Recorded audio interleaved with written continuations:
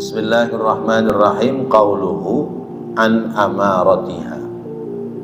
Ucapannya an amaratiha, tentang tanda-tanda dari terjadinya peristiwa hari kiamat. Bi fathil hamzati, dengan fathah huruf hamzahnya. Amaratun ai alamatiha, yaitu alamat daripada peristiwa hari kiamat. Kama qala fil misbahi, seperti diterangkan dalam kitab Al-Misbah, al-amaratu al-alamatu. Amarah artinya alamat, waznan secara wazan, wa ma'nan dan secara makna. Wa ammal imaratu, dan adapun imarah bi kasril hamzati, dengan kasrah hamzahnya, fahiya, maka dia al wilayatu, yaitu wilayah atau kekuasaan, wal imamatu, dan imamat, kepemimpinan. Jadi kalau amarah alamat, tanda-tanda, kalau imarah kepemimpinan. Beda baris, beda makna, jauh beda maknanya. Amarah dan imarah. Apalagi nanti dalam Al-Quran kalau salah, maknanya makin jauh. Wal muradu, dan artinya alamatuha, yaitu alamat atau tanda dari peristiwa hari kiamat, as-sabiqatu, yang mendahului, alaiha, atas terjadinya peristiwa hari kiamat. Wa muqaddimatuha, dan permulaan atau muqaddimahnya. Lal muqarinatu, bukan muqarinah. Al mudhayiqatu, bukan tanda-tanda kiamat yang dekat. Laha, padanya, pada kiamat itu, katulu'i syamsi min maghribiha, seperti terbitnya matahari dari arah barat. Wa khurujid dabbati, dan keluarnya binatang-binatang yang aneh-aneh. Falidha, maka karena ini, qala, bersabda Nabi Muhammad sallallahu alaihi wasallam, yaitu min alamatil qiyamat antalidal amatu rabbataha, yaitu apabila telah melahirkan seorang budak akan majikannya. Apabila budak-budak telah melahirkan majikan. Wa fi riwayatin rabbaha, bukan rabbatiha tapi rabbaha. Waktu lifa, dan diperselisihkan fi maknaha, atas maknanya, ala aqwalin, atas beberapa pendapat, as-sahhuha, yang paling sahih, annahu, bahwasanya Nabi ikhbarun, telah memberikan khabar, an kasratis sarari, tentang banyaknya budak-budak perempuan yang tertawan, wa auladihinna, dan anak-anak mereka, wa anna waladaha, dan bahwasanya anak seorang budak perempuan itu, min sayyidiha, terlahir dari majikannya. Bimanzilati sayyidiha, maka menduduki kedudukan daripada tuannya, majikannya. Lianna, karena bahwasanya malal insani, harta orang itu, sairun, akan kembali, ila waladihi, kepada anaknya. Wa qad yatasarrafu, dan sungguh telah ditasarrufkan, fihi, pada harta, fil hali, pada saat itu. Wa tasarrufal malikina, dan telah ditasarrufkan pula tasarrufal malikina, yaitu seperti mentasarrufkannya orang yang memiliki. Imma bil idni, boleh jadi karena sebab dapat izin, au bi qarinatil hali, atau karena tanda-tanda keadaan, au urfin, au urfil istimali, atau adatnya dalam mempergunakan harta. Wa abbara, dan menjelaskan ba'duhum, sebagian dari mereka, bi ayyas tauliyah, dengan bahwasanya mengkuasakan al-muslimuna, orang-orang muslim, ala biladil kufari, atas negeri orang kafir. Bi an yastauliya, bahwasanya telah menguasai al-muslimuna, orang-orang Islam, ala biladil kufari, atas negeri orang kafir, fataksurus sarori, maka banyak budak-budak perempuan yang menjadi tawanan. Fayakunu, maka jadilah waladul amati, anak dari budak itu, min sayyidiha, terlahir dari majikannya, bimanzilati sayyidiha, maka menduduki sebagai majikan atas ibunya. Li syarafihi bi abihi, sebab mulianya dia mengikuti bapaknya. Bapak-bapak, hadirin dan saudara-saudara, masih menjelaskan tentang pembicaraan antara malaikat Jibril dengan Rasulullah sallallahu alaihi wasallam. Ada 3 pertanyaan yang ditanyakan kepada Rasulullah, ya. Lalu pertanyaan yang keempat adalah tentang matas sa'ah, kapan terjadi hari kiamat. Dijawab oleh Rasulullah, yang nanya dan yang ditanya itu sama-sama tidak tahu. Lalu ditanyakan lagi, mana tanda-tandanya bahwa kiamat itu sudah dekat? Tanda-tandanya kiamat itu sudah semakin dekat apa? Nah, tanda ini bukan dimaksudkan apa itu amarah al-muqarinah al-mudayyiqah, bukan tanda-tanda yang sudah dekat banget sama kiamat. Sebab tanda kiamat sudah dekat banget itu kalau matahari biasanya terbit dari timur, sekarang terbit dari barat, itu udah dekat banget. Bukan itu yang dimaksudkan. Tapi alamat tanda-tanda yang dimaksudkan itu kejadian-kejadian yang di luar nalar manusia pada umumnya. Maka kata Rasulullah, antalidal amatu rabbataha, apabila seorang budak melahirkan majikannya.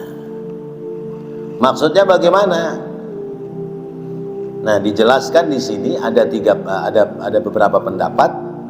Di antaranya pendapat yang pertama, bahwa orang Islam menguasai negara kafir, maka orang-orang kafir itu menjadi tawanan perang bagi orang Islam. Nah, karena menjadi tawanan perang, maka mereka menjadi budak. Sementara budak itu boleh dipergauli oleh majikannya tanpa harus menikah. Jadi seperti dagangan diperjualbelikan. Nah, kalau digauli majikannya terus hamil, lalu bayinya lahir, ini anak siapa? Anak majikan. Anak majikan berarti nanti bakal jadi majikan. Emaknya tetap aja seorang budak. Nah, itu dimaksudkan yang pertama, apabila budak telah melahirkan majikan, karena digauli oleh majikannya, kemudian dia hamil, lalu melahirkan dan tidak dimerdekakan, berarti budak-budak ini telah memerdekakan, telah melahirkan majikan. Atau budak-budak itu ketika sudah dalam kekuasaan oleh pemerintahan Islam, budak-budak itu mereka akan mengumpulkan harta, tapi ketika menjadi budak mereka tidak punya kuasa. Yang kuasa adalah sang pemenang dalam perang. Nah, maka harta kekayaan dari budak-budak itu diambil oleh majikannya. Nah, itu dimaknakan ya, antalidal amatu rabbataha. Artinya budak-budak itu telah menghasilkan kekayaan besar kepada majikannya.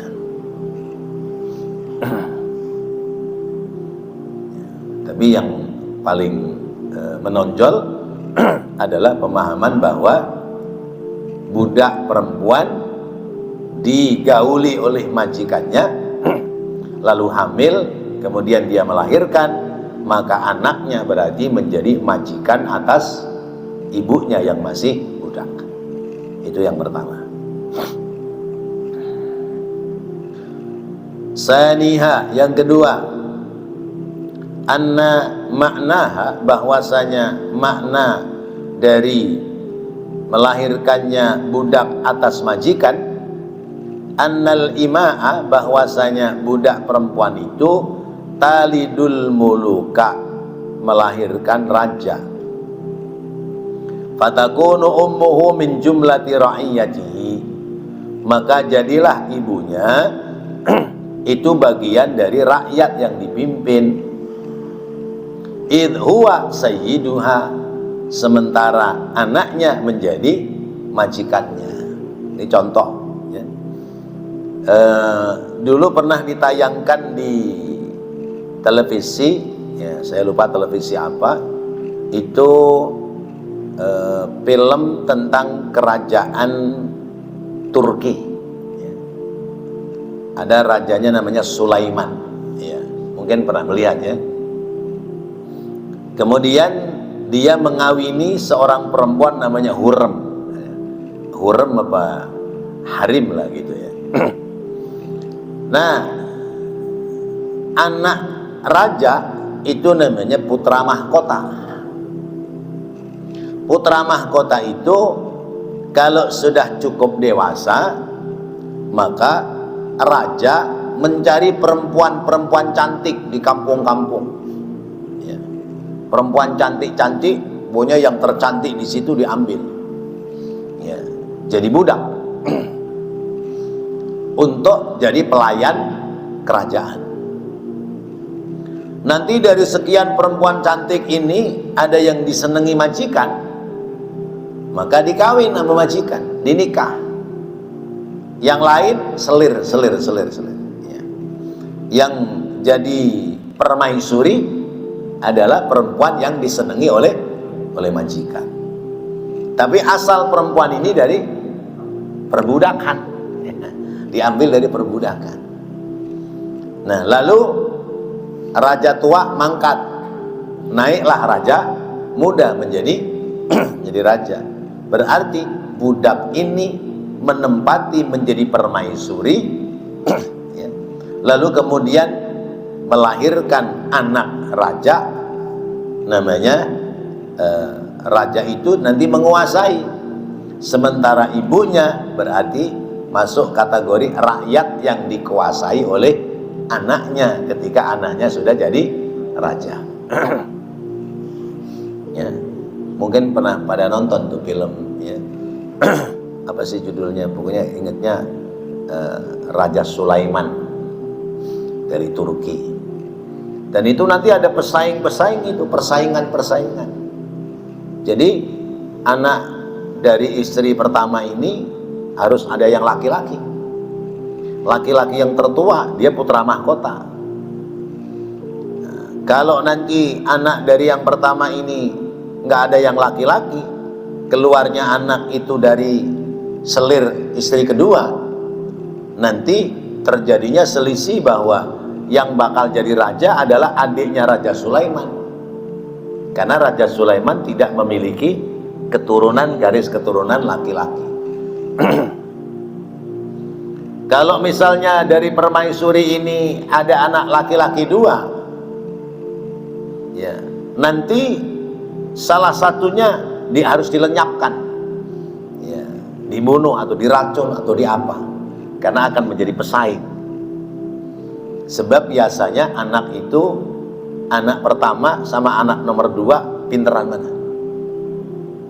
Biasanya umumnya itu pinteran anak nomor 2, karena anak pertama kebanyakan dimanja, jadi kepintarannya kalah dengan anak nomor 2, biasanya begitu. Ya sekalipun ada juga yang lebih pinter anak pertama. Nah itu berarti seorang ibu dia menjadi bagian rakyat ya, yang dipimpin oleh anaknya ketika dia sudah jadi raja. Nah, itu makna yang kedua.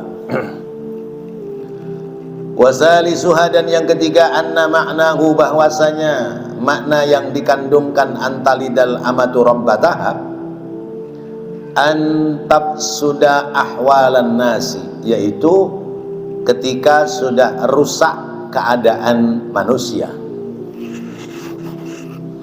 Fayaksuru, maka banyak yabi'u, menjual ummahatil auladi, ibu dari anak-anak yang dilahirkan, fi akhir zaman, pada akhir zaman nanti.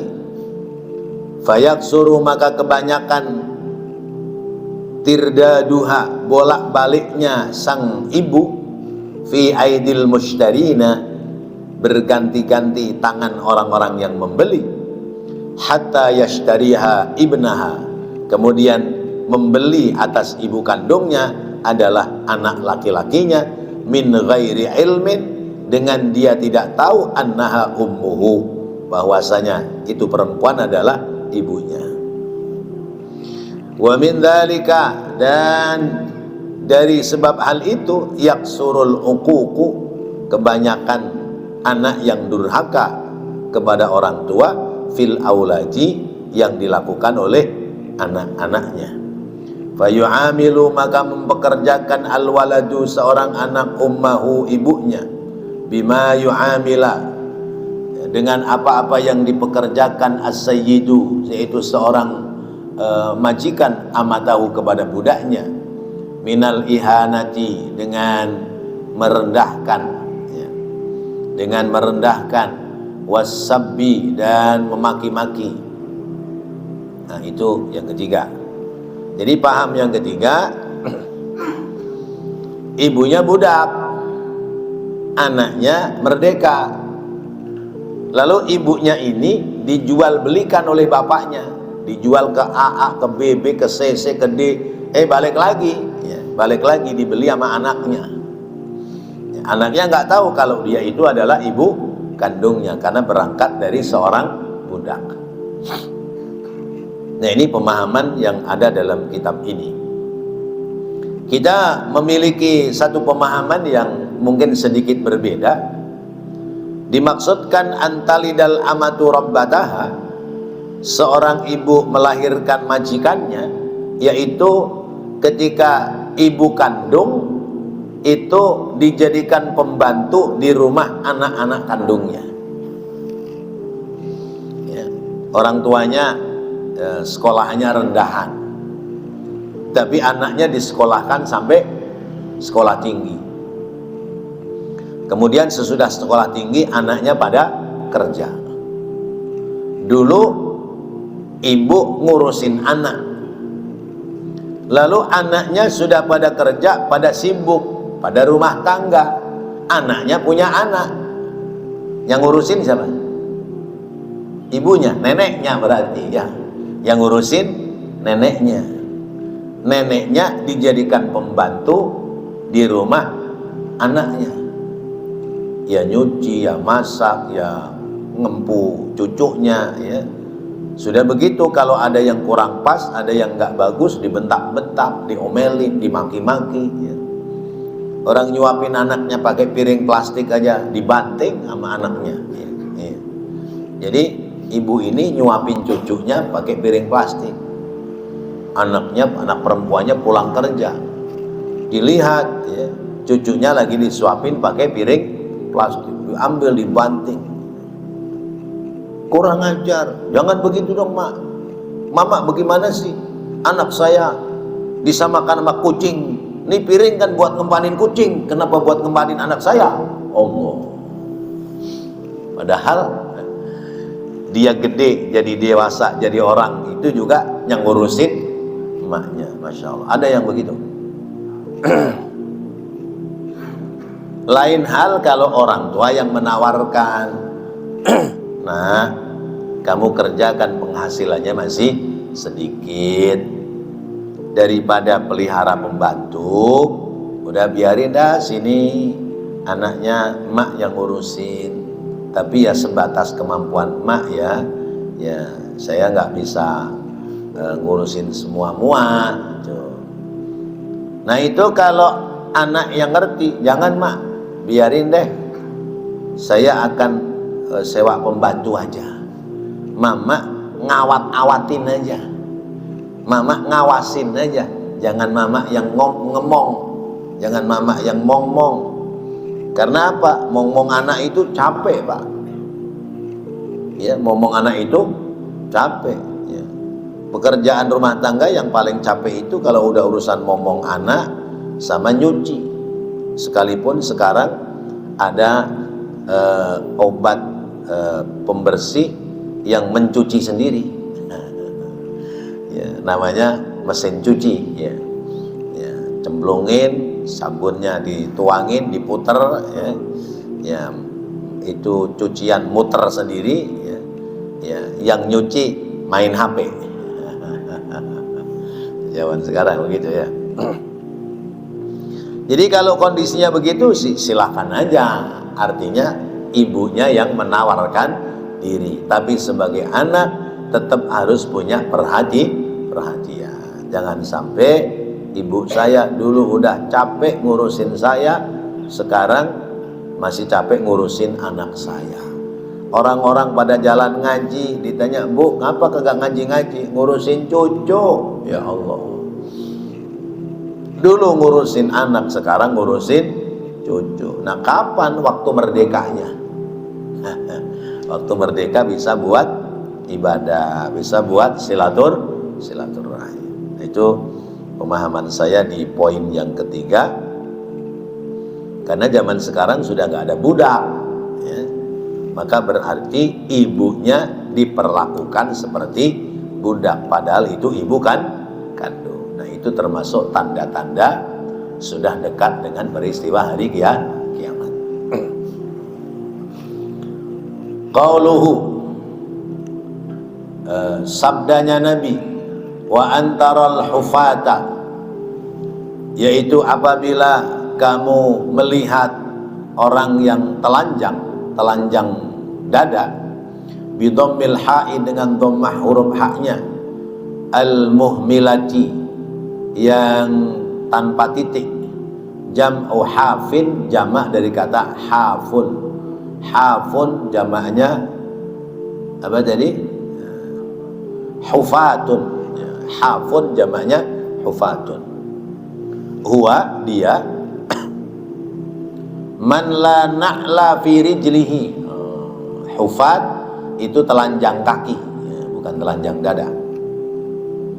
Man la na'la fi rijlihi, orang yang tidak punya sendal pada kakinya. Orang-orang dulu kan ya, nggak pada sendalan, ke kebun, ke sawah emang pada sendalan. Orang zaman sekarang aja pakai sendal, pakai sepatu boot ya. Orang dulu mah ke sawah ya nyeker ya. Orang ke musola aja nyeker. Makanya musola zaman dulu itu sebelum masuk ke langgar tuh ada air tuh di situ. Iya, masuk dulu, ngerupyuk dulu di situ, bersihin kakinya. Iya. Ya karena memang jalanannya masih tanah, apalagi musim hujan. Pakai sendal jepit, kain sarungnya putih, asik gitu. Ceprat, cepret. Tahu-tahu belakangnya sarungnya belok semua. Pada ngalamin gua? Ngalamin ya? Begitu ya? Saya masih ngalamin zaman dulu. Ya, di kampung belum aspal jalanannya ya, ngaji itu pakai sendal jepit, hujan udah dah sampai di rumah domelin dah sama orang tua ya. Ya. Saya sekolah aja, zaman saya sekolah itu masih ngalamin pakai sendal jepit ya. Sekolah MI dulu saya itu nggak pakai sepatu, nggak pakai sendal. Baju nggak ada seragam, semakainya dah. Pokoknya yang penting berangkat sekolah. Ya. Mana dulu banyak teman-teman yang ditanya lahir tahun berapa nggak tahu. Ya. Ya. Kamu lahir tahun berapa? Nggak tahu. Ya. Nah, maka ukurannya begini. Ya. Kalau jari ini ditempelin udah nempel kuping, udah boleh sekolah. Dulu begitu ukurannya. Iya. Ya, ada ngalamin begitu ya. Nah, iya. Udah sekolah. Nah, orang tua nggak tahu-tahu kalau anak-anak pada sekolah. Ya. Masya Allah tuh. Saya tahun-tahun 70-an tuh sih. Seperti itu. Nggak ada anak sekolah pakai sepatu. Ya. Baju aja sedapatnya, ya. Kalau yang orang tuanya perhatian, kancingnya warna-warni. Ya, kancingnya copot, senemunya dijahitin. Ya. Kalau yang orang tuanya nggak begitu perhatian, nyari peniti. Ya. Ya, rapet sih, tapi peniti semua, nggak ada kancing. Ya. Ya. Celana cangkotannya copot, ya, pakai peniti. Ya, maka pernah ketusuk di perut. Ya. Udah nggak pakai daleman, pakai celana, pakai peniti. Ya. Kalau penitinya dicangkotin udah nggak kena, ya nyari tali tambang buat gesper di zaman dulu. Saya masih ngalamin itu. Ya, sekolah, ya, sanawiyah, pindah ke kampung lain melewati daerah perkotaan, itu masih pakai sarung, pakai sendal jepit. Itu kalau lagi musim hujan, sendal jepit nyantel di stang sepeda. Iya, masih ngalamin itu. Kalau hujannya gede nggak begitu belok karena laterinya hilang. Tapi kalau hujannya dikit, biasanya kita naik sepeda itu sekali waktu sepeda yang naik kita. Nah, karena apa nggak bisa lewat, belok, dipanggul tuh sepeda. Nanti udahan ketemu kali di pinggiran yang mau ke kota, cemplungin dulu di kali, bersihin, baru bisa jalan tuh sepeda tuh. Ya Allah, saya ngalamin yang begitu karena emang hidup di kampung. Nah, jadi orang dulu nggak ada orang pakai sendal, ya, kecuali orang kaya. Ya, belakang aja ke sini tuh orang kaya sendalnya mereknya apa Pak? Bata, ya, Lili. Ya, sekarang mulai muncul lagi tuh sendal Lili itu sendal orang kaya dari dulu tuh. Ya, nama sendalnya anti patah. Sendal anti patah, merek Lili, merek Bata gitu. Tuh Bata itu doa orang kaya itu. Nah, jadi yang disebut apa tadi al-hufat adalah man la na'lalah, ya, orang yang tidak pakai sendal. Qauluhu al-urata, ya. Sabda Nabi al-urata, ya. Urat telanjang badan, ya. Yaitu jam'u arin, jamak dari kalimat arin, ya. Wa huwa man la syai'a fi jasadihi, yaitu orang yang tidak punya apa-apa di badannya. Orang dulu itu pakainya celana komprang, ya. Celana komprang warna hitam, hitamnya udah nggak jelas, ya. Ya. Nah, pangsi, ya. Pangsi mah agak lumayan bagus, ya. Ya, celana komprang dah tuh. Nggak pakai baju, ya, bajunya kulit, kancingnya 2. Udah ke kebun, ke sawah tuh, ya, nyari rumput, begitu aja udah nggak pakai baju. Ya, ngalamin begitu, pernah ketemu. Iya. Ya, dulu begitu. Sekarang di kampung-kampung sudah nggak ketemu. Nyari orang, biar kata orang tua, ke kebun, ke sawah, telanjang badan udah nggak ketemu. Iya. Apa nggak pakai sendal, udah mulai nggak ketemu. Udah pada pakai kaos, minimal pakai kaos. Kalau nggak kaos partai ya kaos Ajinomoto. Apa kaos merek dari dagangan, ya. ya, kaos obat nyamuk, nah, misalnya gitu. Itu di kampung-kampung. Jadi urat jam'u ahlin. Qauluhu al-alata, sabda Nabi al-alata bi fathil lami al-mukhaffafati, dengan fathah lamnya yang diringankan. Jam'u ra'in, jamak dari kata ra'in. Ra'in ya, jam'u ailin, jam'u ailin, ya, jamak dari kata ail. Alatun dari kata ailun. Wal alatu, dan ala itu dia fi takdiri fa'latin, pada takdir fa'latin, mislu kafirin wa kafaratin, seperti kalimat kafir dan kafarat. Maknanya adalah al-fuqara. Al-alah adalah orang-orang melarat, orang kampung-kampung yang melarat. Kerjanya mereka menggembalakan kambing, mencari rumput, telanjang kaki, telanjang badan, cuman pakai celana pangsi atau celana komprang. Ya. Qauluhu ri'a asya'i, sabda Nabi kalimat ri'a asya'i bi kasrir ra'i, dengan kasrah ra-nya, wal maddi, dan dipanjangkan shinnya, wasya'u bil hamzati, dan sya' itu dengan hamzah, yaitu al-ghanamu jam'u syatin, yaitu kambing, jamak dari syatin. Syatin jamaknya sya', ya. Ya. Syatin jamaknya apa tadi? Ya. Asya', ya. Syatin. Syatin itu maknanya kambing. Makanya kalau sudah dipotong, diiris-iris, ditusuk-tusukin pakai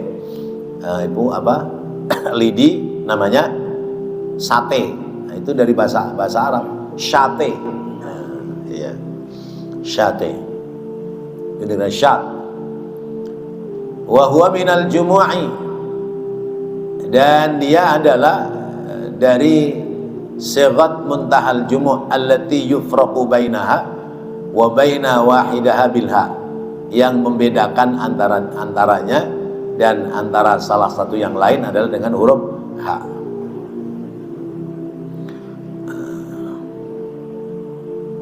Ada yang lewat ya? Jam'u ra'in tadi ya.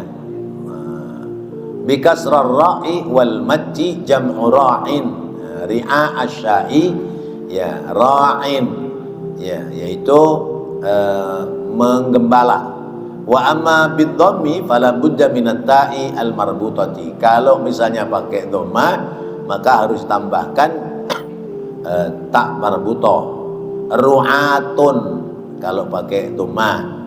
Kalau pakai kasrah ra, ri'aun.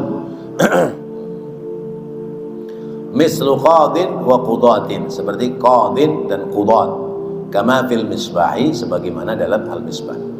Wa aslur ra'i, nah ini baru ya. Asal kata ra'i ya, al-hifdhu, menjaga, merawat. Wasya'u bil hamzati al-ghanamu, kalimat sya' dengan hamzah itu maknanya kambing. Jam'u syatin, jamak daripada syat. Wa huwa minal jumu'i allati yufraqu bainaha wa baina wahidiha bilha. Wa tujma'u aidan, dan dihimpun pula padanya ala syahin bilha'i, ada kalimatnya syahin. Wa khassahum bidzikri, dan mengkhususkan mereka itu dengan sebutan, li'annahum ahlul badiyah. Jadi disebut syahin itu karena mereka itu ahlul badiyah. Badui, badui itu artinya kampung, ya, kampung jauh dari kota.